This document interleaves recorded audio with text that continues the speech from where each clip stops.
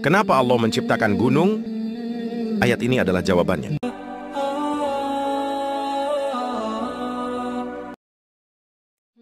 Inilah perintah Allah agar kita berkata baik atau diam. Mari kita dengarkan. Dan katakanlah kepada hamba-hambaku, hendaklah mereka mengucapkan perkataan yang lebih baik. Sesungguhnya setan menimbulkan perselisihan di antara mereka. Berhati-hatilah dengan apa yang engkau ucapkan.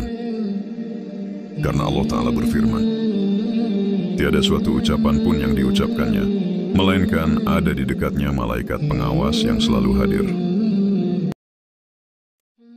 Jangan terlalu berbangga diri dengan dunia yang engkau raih. Ingat selalu ayat ini. Allah membolak-balikkan malam dan siang.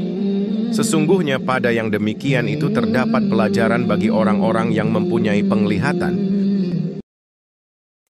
Janganlah engkau berlebihan dalam berkeluh kesah. Sejatinya manusia diciptakan seperti ini. Mari kita simak ayatnya. Sesungguhnya manusia diciptakan bersifat keluh kesah. Apabila ditimpa kesusahan, ia berkeluh kesah. Dan apabila mendapat kebaikan, ia kikir. Rahasia ketenangan hati ada di ayat ini. Mari kita dengarkan. Ingatlah, hanya dengan mengingat Allah lah hati menjadi tenang. Ingin rezeki lancar dan dosa diampuni? Coba amalan ini. Mari kita dengarkan. Maka aku katakan kepada mereka, mohonlah ampun kepada Tuhanmu, sesungguhnya Dia Maha Pengampun. Niscaya, Dia akan menurunkan hujan yang lebat atasmu dan membanyakkan harta dan anak-anakmu. Ini adalah salah satu amalan yang jika engkau lakukan, Allah akan menyukainya. Apakah itu? Mari kita dengarkan. Sesungguhnya Allah menyukai orang-orang yang bertawakal kepadanya. Kenapa Allah menciptakan gunung? Ayat ini adalah jawabannya. Mari kita dengarkan. Dan Dia menancapkan gunung-gunung di bumi, supaya bumi itu tidak mengguncangmu. Fenomena gerhana matahari ternyata sudah diisyaratkan di dalam Al-Quran. Begini bunyi ayatnya. Dan apabila matahari digulung. Ternyata Al-Quran mengungkap proses tumbuhnya tumbuhan. Allah Ta'ala berfirman, dan kami turunkan air dari langit menurut suatu ukuran, lalu kami jadikan air itu menetap di bumi. Lalu kami tumbuhkan dengan air itu berbagai macam tumbuh-tumbuhan. Ternyata fenomena alam ini sudah ada di Al-Quran sebelumnya. Maha besar Allah. Mari kita dengarkan firman-Nya. Dialah yang mengirim angin sebagai pembawa kabar gembira sebelum kedatangan rahmat-Nya. Lalu kami turunkan dari langit air hujan yang bersih. Janganlah engkau lalai, karena tidak ada yang kekal di dunia ini. Allah Ta'ala berfirman, tiap-tiap yang berjiwa akan merasakan mati.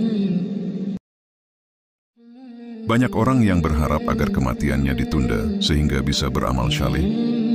Namun Allah telah memperingatkan hamba-Nya akan hal ini. Mari kita dengarkan. Apabila ajalnya datang, mereka tidak dapat menundanya barang sesaat pun dan tidak pula mendahulukannya. Tahukah kamu bahwa orang yang telah mati akan ditanya 3 hal ini? Apakah itu? Mari kita dengarkan. 2 malaikat datang kepadanya dan menanyakan, siapa Tuhanmu? Apa agamamu? Siapa nabimu? Jangan mencela makanan jika engkau tidak suka. Mari kita simak yang biasa Nabi lakukan. Nabi tidak pernah mencela makanan sama sekali. Jika beliau suka, beliau makan. Jika tidak suka, beliau tinggalkan. Seorang hamba yang rajin sholat malam dan berpuasa ternyata diancam masuk neraka jika melakukan hal ini. Apakah itu? Mari kita simak. Dari Abu Hurairah, ia berkata, ada seseorang bertanya pada Rasulullah Shallallahu Alaihi Wasallam, wahai Rasulullah, si fulana sering melaksanakan sholat di tengah malam dan berpuasa sunnah di siang hari. Dia juga berbuat baik dan bersedekah, tetapi lidahnya sering mengganggu tetangganya. Rasulullah Shallallahu Alaihi Wasallam menjawab, tidak ada kebaikan di dalam dirinya, dan dia adalah penduduk neraka. Inilah 3 golongan yang didoakan malaikat setiap hari. Siapa saja mereka? Mari kita simak. 3 orang yang didoakan malaikat. Orang yang sahur, orang yang duduk di saf pertama sholat, dan orang yang mendoakan saudaranya tanpa sepengetahuannya. Inilah salah satu cara yang bisa kamu lakukan agar bertetangga dengan Rasulullah di surga nanti. Nabi Shallallahu Alaihi Wasallam bersabda, "Aku dan orang yang menanggung anak yatim akan seperti ini di surga." Beliau mengisyaratkan dengan 2 jari, jari telunjuk dan jari tengah. Ini adalah sunnah Nabi, kapan siwak harus dilakukan. Mari kita simak sabda beliau. Seandainya tidak memberatkan umatku, niscaya aku perintahkan mereka untuk bersiwak setiap kali akan sholat. Janganlah engkau minum sambil berdiri. Ini larangannya. Sesungguhnya Rasulullah melarang seseorang minum sambil berdiri. Kenapa kita sering gelisah? Mungkin karena ini. Allah Ta'ala berfirman, barang siapa berpaling dari peringatanku, maka sesungguhnya baginya penghidupan yang sempit. Inilah kriteria sahabat sejati menurut Al-Quran. Allah Ta'ala berfirman, teman-teman akrab pada hari kiamat sebagian menjadi musuh bagi sebagian yang lain, kecuali orang-orang yang bertakwa. Ketika engkau mulai berputus asa dari rahmat Allah, maka selalu ingat ayat ini. Mari kita simak. Janganlah kamu berputus asa dari rahmat Allah. Sesungguhnya Allah mengampuni dosa-dosa semuanya. Ketika doamu belum terkabul, ingat ayat ini ya. Mari kita simak. Berdoalah kepadaku, niscaya akan aku kabulkan untukmu. Jangan pernah engkau berputus asa, sesulit apapun kondisimu. Ingatlah janji Allah ini.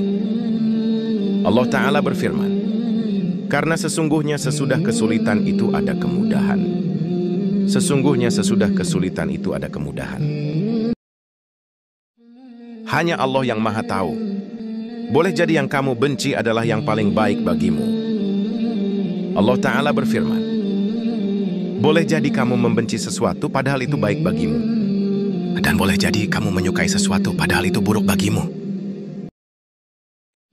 Sekaya apapun kamu, jangan pernah sombong.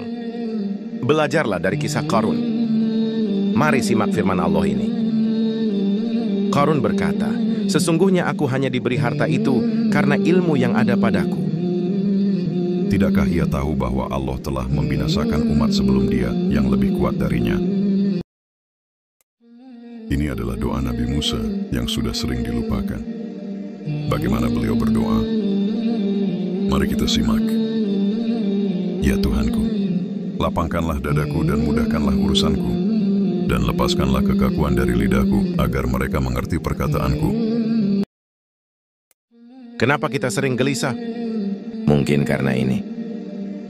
Allah Ta'ala berfirman, barang siapa berpaling dari peringatanku, maka sesungguhnya baginya penghidupan yang sempit.